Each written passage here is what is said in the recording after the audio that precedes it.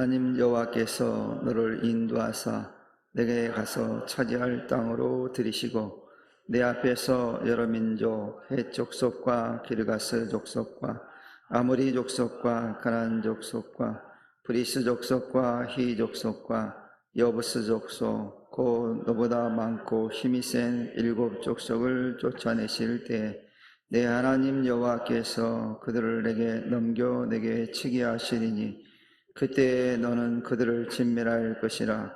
그들과 어떤 언약도 하지 말 것이요 그들을 불쌍히 여기지도 말 것이며 또 그들과 혼인하지도 말지니 내 딸을 그들의 아들에게 주지 말 것이요 그들의 딸도 내 며느리로 삼지 말 것은 그가 내 아들을 유혹하여 그가 여호와를 떠나고 다른 신들을 섬기게 하므로 여호와께서 너에게 진노하사 갑자기 너희를 멸하실 것임이니라.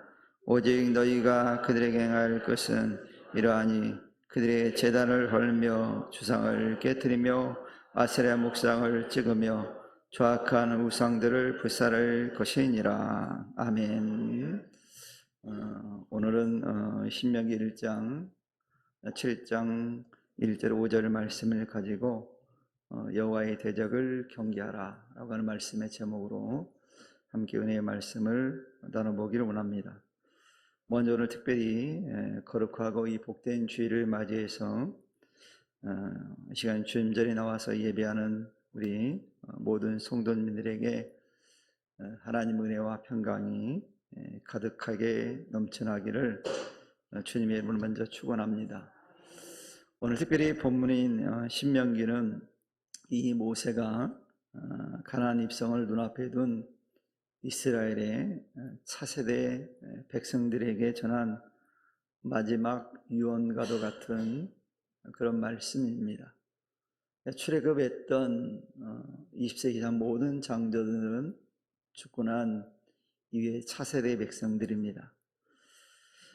그래서 광야에서 이제 생활했던 그 이스라엘 백성들에게 하나님께 약속하신 가나안 땅에 들어가면 어떻게 살아가야 될 것인지에 대한 이제 구체적인 그런 말씀들을 들려주면서 모세가 전하는 메시지가 바로 신명기 말씀인데, 그러니까 모세는 우리가 잘 알다시피 그런 가나안 땅까지 인도하긴 했지만 가나안 땅에는 들어가지 못했습니다.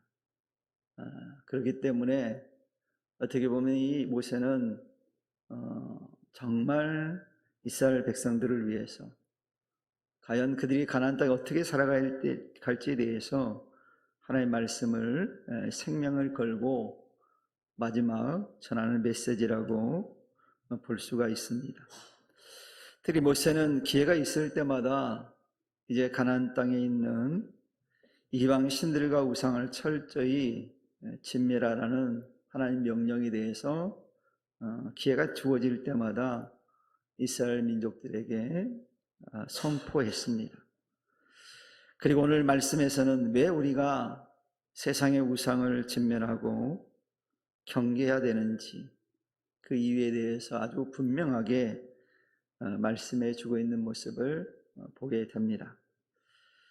하나님께서는 특별히 이 가나안에 거주하는 일곱 족속, 오늘 본문 1절에 나왔듯이 일곱 족속의 이름은 이렇습니다. 헷 족속, 기르가스 족속, 아모리 족속, 가나안 족속, 또 브리스 족속과 히 족속과 여부스 족속 해서 7개 족속이 이미 가나안 땅에 살고 있었습니다.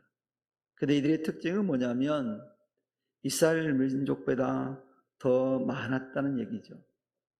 그뿐이겠습니까? 오늘 성경에도 말하고 있는 것처럼 이스라엘 민족보다 많았을 뿐만 아니라 힘이 센 족속이었다라고 말씀하고 있어요. 연약한 족속이 아니라 감히 어떻게 인간적으로는 세상적으로 볼 때는 이스라엘 민족과 견주어서 도저히 이스라엘 민족이 싸워서 이겨낼 수 없는 그런 가나안 족속들이 이제 7족속이나 살고 있었다라고 하는 것을 말씀해 주고 있습니다. 즉 하나님의 은혜가 아니고는, 하나님이 도와주지 않으려고는 절대로 가나안 땅을 정복할 수 없는 그런 상태라는 것을 잘 말해주고 있습니다. 그냥 하나님께서 그 가나안 땅을 이스라엘 민족의 손에 넘겨주겠다라고 말씀하고 있는 거예요. 그렇다고 한다면 이 가나안 땅에 살고 있는 일곱 족속을 다 쫓아내야만이 이스라엘 민족이 그 가나안 땅에 거하게 될 수 있다고 하는 사실입니다. 특별히 이와 같은 하나님의 약속에서 우리가 기억해야 될 영적 중요한 사실이 있습니다. 그 뭐냐면 가나안 정복은 하나님이 이루시는 역사이긴 하지만 동시에 이스라엘 백성들이 손과 발을 움직여서 적극적으로 순종해야 할 사명이었다는 점을 우리는 깨닫고 발견하게 되어집니다. 우리가 잘 알다시피 이스라엘 민족이 가나안 땅을 정복하는 데 있어서는 그냥 넋놓고 있어서는 안 됐거든요. 하나님의 말씀대로 순종하면서 자기의 주어진 환경 안에서 자기들이 할 수 있는 일을 해야만이 정복할 수 있었거든요.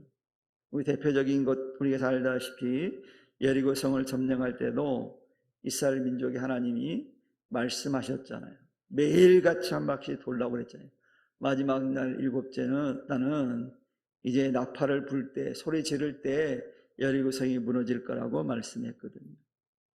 근데 인간적으로 논리로는 도저히 불가능한 얘기였지만 그들이 하나님의 말씀대로 순종했을 때 정말 그 눈앞에서 여리고 성이 무너지는 기적을 체험했거든요. 하나님의 기적은 바로 이와 같거든요. 우리가 도저히 할 수 없다고 생각되어질 때 하나님의 능력, 하나님의 권능으로 그 문제를 해결해 주는 거거든요. 근데 거기는 반드시 우리의 순종이 수반되어야 된다는 것을 말씀하고 있는 거예요. 즉 하나님은 이스라엘이 가만히 앉아서 구경만 하다가 주시는 것만 받았기를 원하지 않으셨다는 거예요. 그는 2절 말씀에 이렇게 말씀합니다. 내 하나님 여호와께서 그들을 내게 넘겨 내게 치게 하시리니 라고 말씀하고 있어요. 하나님께서 이 가나안 땅을 주시겠다고 약속했지만 분명히 말씀하기를 내게 치게 하시리니 라고 말씀하고 있어요.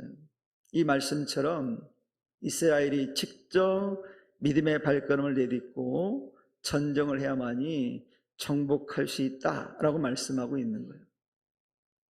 그냥 되어지는 게 아니라 너희들을 통해서 전쟁을 통해서 정복할 수 있게 해주겠다라고 말씀하는 거예요. 이걸 통해 우리는 깨닫는 건 뭡니까? 우리는 구경꾼이 아니라는 거죠. 구경꾼 어떤 사람이 구경꾼입니까? 그냥 그야말로 구경만 하는 거예요. 교회도 보면 열심히 사명자로 일하는 사람이 있고 열심히 구경만 하는 사람들이 있어요. 우리는 구경꾼이 돼야 될까요? 사명자가 돼야 될까요? 이왕이면 사명자가 돼야 되겠죠. 21일인가요? 우리가 21일이죠. 21일, 22일 우리 교회에서 정교인 수련을 한다고 오래전부터 광고를 했어요. 광고. 금요일날 오후 1시부터 뭐 직장 생활 하신 분들은 월차를 낼 수 있는 분은 내고 뭐 이렇게 하라고도 말씀드렸어요. 안 되는 분들은 퇴근하고 저녁 때부터 참여하면 됩니다 라고까지 광고를 자세하게 드렸어요. 자, 그럼 우리는 부평 상상교회 정규인 수련한다는데 구경꾼이 돼야 될까요? 참여자가 돼야 될까요? 참여자가 돼야 되겠죠. 한번 참여를 해보자고요. 무엇을 하는지. 구경꾼이 되면 안 돼요. 근데 많은 사람들이 구경꾼으로 사는 사람들이 있거든요. 근데 오늘 본문은 우리에게 사명자가 되라고 말씀하고 있어요. 특별히 오늘 이 말씀은 오늘 믿음 생활하는 우리 성도들에게도 동일하게 적용되는 말씀이에요. 우리 하나님께서 행하시는 일을 멀찌감이 있어서 구경만 하는 방관자나 구경꾼이 돼서는 안 된다고 말씀하고 있어요. 그래서 하나님은 그래서 우리 믿는 성도들이 더욱더 적극적으로 하나님의 일에 동참하기를 기대하고 계십니다. 그 방법은 뭐냐면 우리가 믿고 순종하며 나갈 때 하나님께서 도와주시는 거거든요. 배후에서 밀어주시는 거예요. 즉 배후에 역사하시는 거거든요. 하나님께서는 이 땅의 모든 사람들에게 달란트를 다 줬거든요. 능력을 다 줬어요. 시간도 주시고 또 기회도 주십니다. 그걸 사용해서 일하라고 주신 거거든요. 이처럼 하나님 기회를 주셨는데 만약 이 하나님께 주신 소중한 기회들을 방치하고 버려둔다면 우리는 훗날 주님의 책망을 면할 방법이 없거든요. 마태복음 25장 달란트 비유를 통해서도 예수님께 우리에게 분명히 말씀해 주셨어요. 묻어두면 안 되거든요. 사용해야 되거든요. 여러분, 묻어둔 종에 대해서 주님이 뭐라고 하셨습니까? 악하고 게으른 종이라고 그랬어요. 그대로 주인에게 돌려줬는데 손해본 것이 아닌데 주님 말씀하기를 악하고 게으른 종이라고 그랬어요. 무슨 얘기입니까? 사명을 줬는데, 달란트를 줬는데, 기회를 줬는데, 시간을 줬는데 묻어두었다라는 거예요. 일하지 않았다는 거예요. 그래 책망을 받은 거죠. 우리 성도님들은 이런 책망받는 성도가 되지 않기를 축원합니다. 하나님 그래서 이 세상을 특별히 믿는 성도들에게 맡겨주셨거든요. 그래서 하나님 우리에게 이 세상을 맡겨줬기 때문에 나라 민족을 위해서도 기도하고 이웃을 위해서도 기도하고 막 그러는 거예요. 왜? 사명자니까. 맡김 받았으니 하나님을 우리에게 맡겨주셨으니 그걸 우리가 감당해내야 되잖아요. 그래서 그 일을 하고 있는 거예요. 그래서 하나님께서는 당신이 만드신 이 세상을 믿음으로 관리하고 거룩하게 세워갈 책임이 바로 우리에게 있음을 말씀하고 있어요. 근데 중요한 것, 또 감사한 것은 하나님께 우리에게 일만 탁 던져주면 힘들 텐데 그렇게 하지 않으셨어요. 하나님이 사명을 주실 때는 반드시 그 일을 감당할 능력도 함께 공급해 주신다는 거예요. 막연히 그냥 가서 일하라고만 말씀하는 것이 아니라 구체적으로 힘과 능력과 지혜를 하나님이 함께 주신다고 하는 거예요. 여러분, 예수님께서 70명의 전도대를 내보내면서 2명씩 짝지어 보내시면서 주님이 그냥 보내지 않았습니다. 어떤 능력을 줬습니까? 병자를 고칠 수 있는 능력, 말씀에 대한 능력, 이제 귀신 들린 자를 쫓을 수 있는 능력, 권능을 주님께 주셨어요. 제 아들이 나가 그 말씀대로 믿고 나가 전할 때 그런 역사를 체험했잖아요. 왜요? 주님 능력 줬으니까. 이처럼 하나님은 그냥 일만 하라고 말씀하지 않아요. 일하라고 할 때는 분명히 그 능력도 함께 주신다고 하는 사실이에요. 이 믿음을 가지고 사는 우리 성도들 되기를 축원합니다. 여러분, 과거 이스라엘 백성들이 가데스 바네아에서 12명의 정탐꾼을 가나안 땅으로 보냅니다. 그걸 한번 기억해 보세요. 그러니까 특별히 하나님께서 모세를 통해 12명이라고 하는 각 지파의 대표들을 뽑은 거거든요. 사명을 준 거예요. 그리고 그들이 사명을 가지고 가나안 땅을 잘 정탐을 했습니다. 곳곳을 들려봤겠죠. 돌아와서 보고를 해요. 근데 그중에 10명의 정탐꾼들은 이 가나안 땅의 거인들과 그들의 튼튼한 성벽을 보고 그들이 이렇게 얘기합니다. 우리는 스스로 보기에도 메뚜기 같다. 그러나 그들이 보기에도 그와 같았을 것이다 라고 말하면서 불신앙적으로 보고를 합니다. 그리고 낙심하고 두려워해요. 그러니까 다시 돌아가자는 얘기죠. 포기하자는 얘기예요. 아니, 하나님께서 주시겠다고 약속했는데 포기하자는 거예요. 돌아가자는 얘기잖아요. 하나님 준다고 약속했는데 믿으면 되는데 그걸 못 믿는 거죠. 그러나 여호수아와 갈렙은 어땠습니까? 그는 이렇게 얘기합니다. 여호와를 거역하지 말라. 또 그 땅 백성을 두려워하지 말라. 그들은 우리의 먹이라. 그들의 보호자는 그들에게 떠났고 여호와는 우리와 함께 하시느니라. 그들을 두려워하지 말라 라고 선포해요. 믿음의 고백을 한 거죠. 12명이 사명을 받았지만 그 사명대로 순종한 사람은, 믿은 사람은 2명에 불과했다는 거예요. 근데 하나님이 누구 손잡고 일하십니까? 2명을 손잡고 일하십니다. 믿음을 가지고 자기 달란트, 기회, 시간을 주신 하나님에 감사하면서 그 사명을 감당한 그 두 사람의 손을 잡고 하나님이 일하시잖아요. 그래서 가나안을 정복해요. 그래서 가나안 땅을 정복할 때 이 갈렙은 훗날 80이 넘은 노구에도 불구하고 자기는 그 땅을 정복해서 가지겠다라고 얘기해요. 이 사명자는 그게 달라요. 왜 그렇게 고백했을까요? 왜 그렇게 얘기했을까요? 하나님의 약속을 믿은 거죠. 그리고 하나님 도우실 걸 믿었기 때문에 담대하게 나갔던 거예요. 이처럼 우리는 하나님이 넘겨주신 약속을 믿고 담대히 나가는 자에게 하나님이 승리를 주시는 하나님이라는 사실을 믿고 나갈 수 있는 우리 성도 되기를 축원합니다. 하나님이 약속대로 해주시잖아요. 그 하나님께서 오늘 믿는 우리에게 뭘 약속하십니까? 영원한 하나님 나라의 기업을 약속하셨어요.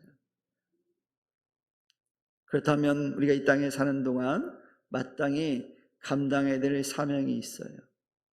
그것은 바로 믿음으로 세상을 정복하고 다스리는 거예요.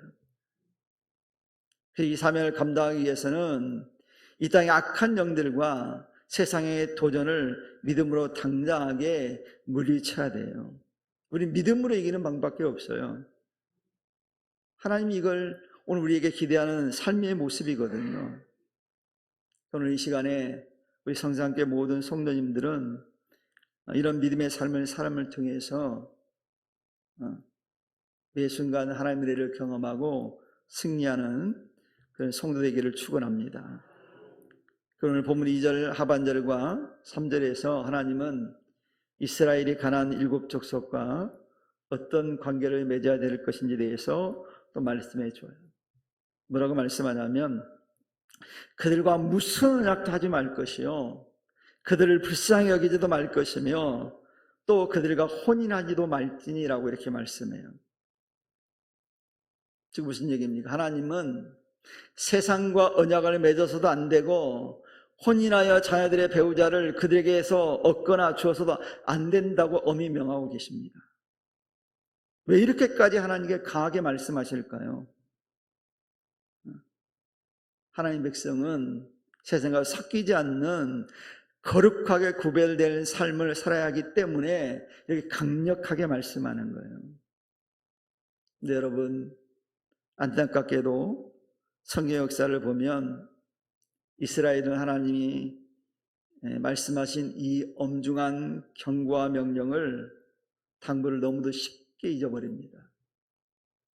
그래서 하나님의 말씀을 소홀히 여기고요 자기 마음대로 타협하고 세상의 문화와 섞여 살았어요. 우상 숭배도 하고 그랬어요. 그 결과는 어떻게 됐습니까? 숱한 고통과 가시밭길 그리고 불행하고 순탄하지 못한 역사의 연속이었다는 것을 성경이 증명하고 있잖아요. 그게 얼마나 숱한 어려움과 고난을 겪었는지 몰라요. 그 이유가 뭐예요? 하나님의 말씀에 순종하지 않았기 때문에 하나님 명령을 그들이 어겼기 때문에 그래요. 그럼 하나님 우리 연약한 우리 인간을 잘 몰라서 그래 이런 명령하실까요? 알기 때문에 너무도 잘 알고 계세요. 그래서 우리 말이 이런 말이 있잖아요. 사람은 초속으로 변한다고. 그게 뭐예요? 아침과 저녁의 마음이 다르대요. 들어올 때 마음하고 나갈 때 마음이 다르대잖아요. 얼마나 사람이 변화가 심하면 변덕스러우면 그런 얘기가 돌겠습니까? 시시각각 우리는 변한다는 거예요. 하나님 우리의 연약함도 잘 알고 계시지만 우리의 변덕스러운 특징도 너무 잘 알고 계시는 분이 우리 하나님이에요. 그래서 가나안에 들어가기 전부터 예방 차원에서 계속해서 강조해서 거듭거듭 강조해 말씀해 주시는 거예요. 그럼에도 불구하고 이스라엘은 늘 하나님을 배반하고 말씀에서 떠나곤 했어요.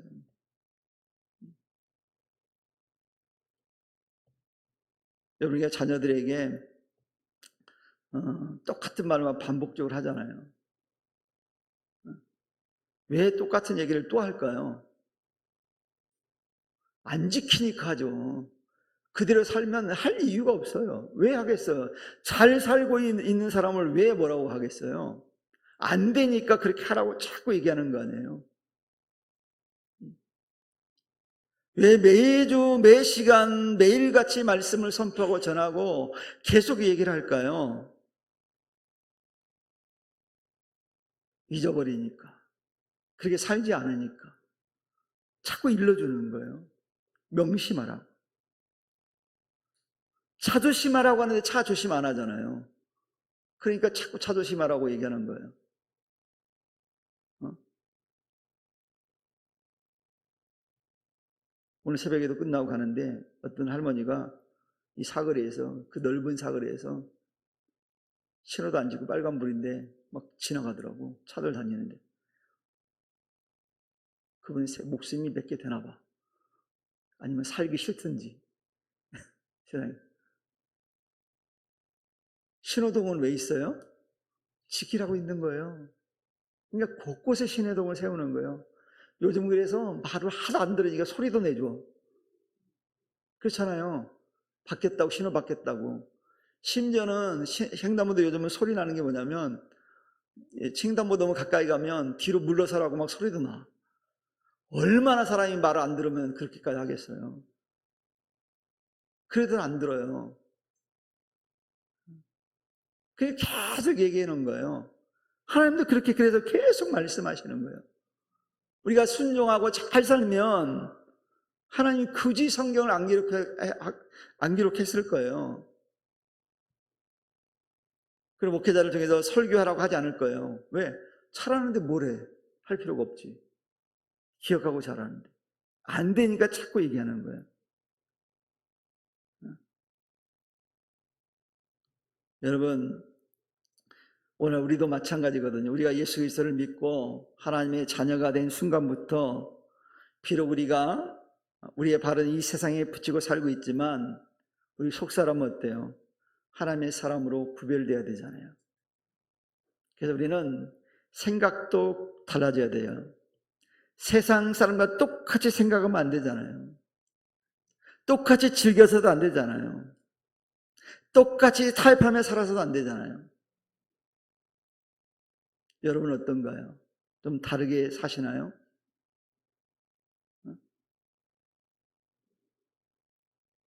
좀 다르게 사시는 분들도 있는 것 같고 제가 볼 때는 똑같이 사는 분도 있는 것 같아요. 누구라고 안 밝히겠어요? 자존심 상하니까. 우리 중에도 있다니까요. 믿는다고 말하는데 하나님이 사람이라고 얘기하는데 세상 사람들과 별반 다르지 않아요. 세상 사람들과 별반 다르지 않게 즐겨요. 늘 세상과 타협하며 사는 사람들이 있어요. 왜 그럴까요? 왜? 우리 속사람이 아직 변화가 덜 돼서 그러거든요. 변하면 돼요. 그래서 우리가 중보기도도 필요한 거고 그 예배도 필요한 거고 권면도 필요한 거예요. 우리가 신앙생활하면서 왜 힘들까요? 믿음의 성도들과 함께 있을 때는 은혜롭고 편하지만 세상 한가운데 나가면 마음이 불편하고 왜 갈등이 생길까요? 이유가 있어요. 우리의 신분과 삶의 기준이 세상과 다르기 때문에 그래요. 다른데 갈등이 일어나죠. 바라보는 것이 다른데 어떻게 갈등이 안 일어나겠어요? 지극히 당연한 거예요. 그러니까 힘든 싸움을 싸우는 거예요. 그래서 우리가 영적으로 확실하게 그래서 구별되어 있지 않으면 그래서 세상의 유혹을 이겨낼 방법이 없어요. 그래서 주님께서 우리의 강조하신 말씀이 있어요. 늘 깨어있어라. 깨어있어야만이 가능하다는 거예요. 영적으로 깨어있지 않으면 나도 모르는 사이에 어느 순간 세상에 물들고 당하게 돼 있는 거 이상해. 자연적으로. 깨어있어야 돼요. 제가 올림픽 경기 가운데 레슬링 경기를 보면서 매우 안타까운 장면을 본 적이 있습니다. 한 선수가 경기 종료 몇 초를 남겨두고 이기고 있었어요. 큰 전수처럼. 그러니까 몇 초만 지나면 금메달을 따는 거예요. 몇 초. 제가 그냥 한 자리 숫자였던 걸로 기억나요. 몇 초만. 그걸 견디면 제일 높은 단상에 올라가는 거예요. 얼마나 영광스럽습니까? 그런데 이 선수가 너무 승리를 확신한 것 같아. 그래서 순간 방심했어요. 경계를 풀었어요. 근데 상대방 선수가 그 찰나를 놓치지 않더라고요.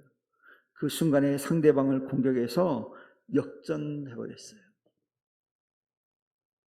그 선수가 역전패를 당한 거예요. 단 몇 초 만에. 그랬더니 이 선수가 그 매트에 확 들어 막 펑펑 울더라고요. 후회도 소용없어요. 이미 끝났으니까. 몇 초만 견디면 되는데. 신앙생활도 그래요. 여러분, 베드로 사도가 우리에게 교훈 준 말씀이 있어요. 마귀는 삼킬 자를 찾는다고 그랬잖아요. 삼킬 자를. 눈을 시퍼렇게 뜨고 삼킬 자를 막 찾아요. 틈을 엿보는 거예요. 조금만 틈만 보여도 공격해 오는 거예요. 그래서 여러분 아무리 오랫동안 신앙생활 했다 할지라도 지금 이 순간 긴장을 풀고 영적으로 방심하면 순식간에 원수마귀의 공격을 받아서 넘어질 수 있다는 거예요. 실제로 그런 사람들이 있어요. 왜 하나님께서 우리에게 세상과 관계를 맺지 말고 구별하라고 하신 이유겠습니까? 바로 그런 이유 때문이에요. 우리를 보호하려고, 지키려고 하나님 그렇게 말씀하시는 거예요.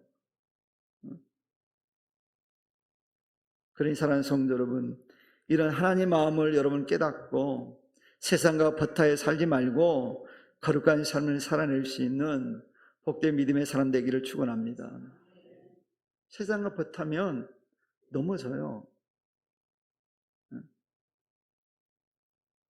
오늘 본문 4절과 5절에 보면 이스라엘 민족이 왜 가나안 족속을 침몰하고 관계를 끊어야 하는지 그 궁극적인 이유를 말씀해 주고 있습니다. 이렇게 말씀, 그가 내 아들을 유혹하여 그가 여호와를 떠나고 다른 신들을 섬기게 하므로 여호와께서 너에게 진노하사 갑자기 너희를 멸하실 것임이니라. 이렇게 말씀해요. 지금 무슨 얘기입니까? 가난한 사람들과 친밀해지는 순간 그들의 유혹에 넘어가서 하나님을 떠나 우상을 섬기게 되기 때문에 그들과 관계를 멀리하라고 말씀하고 있어요. 왜요? 우상 숭배의 끝은 하나님의 진노이기 때문에. 따라서 하나님은 가나안의 이방 신전을 헐고 주상을 깨트리며 아세라 목상을 찍어버리고 우상들을 불사르라고 명령하고 있잖아요. 이 말씀은 어떤 얘기냐면 세상에 현혹돼서 하나님을 버리는 어리석음에 빠지지 말고 오히려 잘못된 신앙을 가진 세상 사람들에게 참 하나님이 누구인지를 담대하게 보여주라고 말씀하고 있는 거예요. 너의 신앙을 보여주라는 거예요. 너의 믿음의 모습을 보여주라고 말씀하고 있는 거예요. 여러분, 사랑하는 성도 여러분, 오늘날 우리가 살아가는 세상은 너무도 화려하고 우리를 능히 유혹할 만한 그 화려함이 있습니다.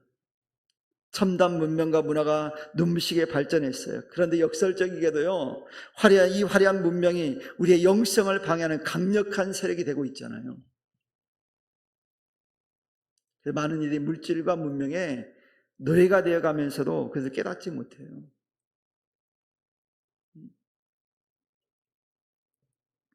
여러분, 요즘 시대가 어떤 시대입니까? 스마트폰이 있으면 모든 게 되는 시대예요. 제가 자주 대중교통을 이용하지 않지만 가끔 이용해 보면 사람들이 예전과는 다릅니다. 예전과는 누구랑 같이 타면 얘기도 하고 그랬는데 요즘은 그것도 별로 없어요. 전부 다 타면 다 뭐예요? 이것만 들여다보고 있어요. 다 달라요, 보는 게. 요즘 스마트폰으로 뭐 영화도 보고 뭐 넷플릭스도 되고 이게 다 되니까. 그러니까 얼마나 많은 것들을 정보를 얻을 수 있는지 몰라요. 그래서 막 그걸 열심히 그것만 봐요. 사람들에게 관심이 없어요. 사람은요, 언제 사람다우냐면 사람과 사람과 관계를 맺을 때 사람답거든요. 근데 자꾸만 다른 것과 관계를 맺어. 그래서 요즘은 아이들 태어나면서 아이들이 태어나서 가장 먼저 배우는 게 스마트폰 보는 법이잖아요. 기어다니면서. 근데 여러분 그거 아셔야 돼요. 아이들에게 가장 뇌에 안 좋은 영향을 주는 치명적인 게 뭐냐면 스마트폰이에요. 매스메디아예요. TV, 컴퓨터, 스마트폰 이런 거는 어린아이에게 절대적으로 좋지 않는 거예요. 뇌 발달에 가장 악영향을 주는 게 이런 것들이거든요. 저는 그래서 초등학교 때까지는 그런 게 없어야 된다고 생각하는 주의자예요. 주의자라는 건 그렇게 강력하게 주장한다는 거예요. 저 욕해도 괜찮아요. 저는 그게 주의자예요. 오늘 이 교회 초등학생들 다 스마트폰 가지고 있지만 별로 좋아 보이지 않아요. 저는 다 없는 게 좋아요, 사실은. 물론 이제 부모들은 아이들 요즘 시대가 악하니까 염려가 돼 사준다고 하지만 절대 도움되진 않아요, 그 아이들에게.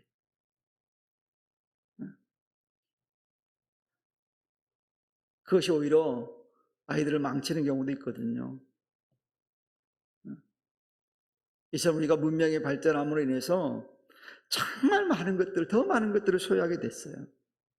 그런데 여러분, 사람들의 마음은 어떨까요? 더욱더 황폐해져만 갑니다. 물질은 풍요로워졌는데 진정한 행복감은 줄어들고 있어요. 요즘 그래서 요즘 병원을 차리려면 이런 병원 차리면 잘 돼요. 돈 잘 벌어요. 정신과 병원, 심리상담소, 인지치료 이런데 뭐 개설하면 돈 잘 법니다. 딴 데 사업하지 말고 그런 데 투자해서 사업을 하면 돈 벌 거예요. 제가 목사가 벽에다 가르쳐주죠. 왜요? 사람들이 점점 불안해지거든요. 왜요? 잘 살게 되면서 사람에게 나타나는 특징이 딱 하나 있어요. 뭘까요? 하나님과는 멀어지기 때문에. 하나님이 계셔야 될 자리에 자꾸 다른 것들이 채워지니까 문제가 생기는 거예요. 하나님이 계셔야 될 자리에 자꾸 다른 것을 채우는 거예요. 그 사람들은 이 같은 불안감을 떨쳐버리기 위해서 세상의 다른 것들의 시간을 막 쏟는 거예요. 자기만의 우상을 만들어서 섬기면서 안식을 찾으려고도 해요. 근데 여러분 그거 아셔야 됩니다. 세상의 우상과 물질은 인간의 근본적인 불안과 영적 목마름을 절대로 해결해 주지 못합니다. 찾으면 찾을수록 불안감만 더욱 증폭될 뿐이에요. 필요한 것이지만 그게 많아지면 행복해질 것 같은데, 목마름이 해결될 것 같은데 더 많은 갈증을 느낀다는 거예요. 그러니 우리가 살 수 있는 살아갈 수 있는 유일한 길이 뭐겠습니까? 다시 하나님께로 가는 거예요. 돌아가는 거예요. 하나님을 찾는 거예요. 하나님이 있어야 될 자리에 하나님을 채워야 되는 거예요. 하나님 이런 사실을 너무 잘 알고 계시는 하나님이기 때문에 가나안 땅에 들어가 풍요를 누릴 이스라엘 백성들이 하나님의 은혜를 잊지 않고 오직 여호와 하나님만 바라보기를 간절히 원하신 거예요. 그래서 모세를 통해서 이 말씀을 전하고 있는 거예요. 그리고 경고해 주시는 거예요.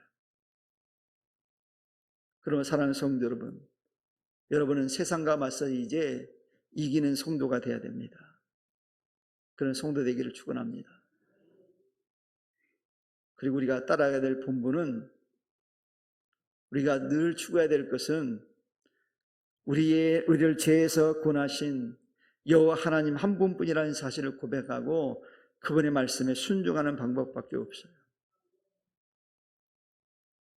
원래 세상은 우리를 유혹하기에 너무나 충분하고 매력적인 환경을 갖추고 있어요. 그걸 가지고 우리를 끊임없이 넘어뜨리려고 유혹할 거예요. 그게 마귀의 사명이니까. 그러나 세상의 유혹과 도전이 거세질수록 우리는 어떻게 해야 되겠습니까? 더욱 하나님 앞에 무릎 꿇는 거룩한 성도가 되어야만 합니다. 세상의 풍파가 거세질수록 주님의 십자가 그늘 아래 우리가 있어야 되는 거예요. 주님의 십자가 앞으로 나와야 돼요. 세상 우리가 적당히 타협할 대상이 아니라 믿음으로 대적하고 싸야 될 상대라는 사실을 잊지 말아야 돼요. 타협할 대상이 아니에요. 자꾸만 근데 타협하라고 그래요. 세상은 자꾸 우리에게 유별나게 신앙생활 하지 말고 좀 타협하라고 우리에게 얘기하는 거예요. 근데 우리는 유별나게 신앙생활 해야 됩니다.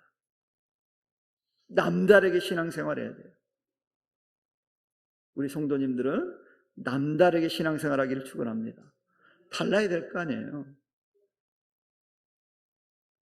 그래서 이번 한 주간도 세상의 유혹 앞에 타협하거나 물들지 마시고 오직 말씀과 기도에 단단히 서시기를 바랍니다. 그래서 거룩하게 구별된 삶으로 세상에 참 하나님을 전하고 또 우리의 믿음으로 승리하는 삶을 살아가는 우리 복된 성상교회 성도들 다 되기를 주님의 이름을 간절히 축원합니다. 기도하겠습니다. 하나님 감사합니다. 오늘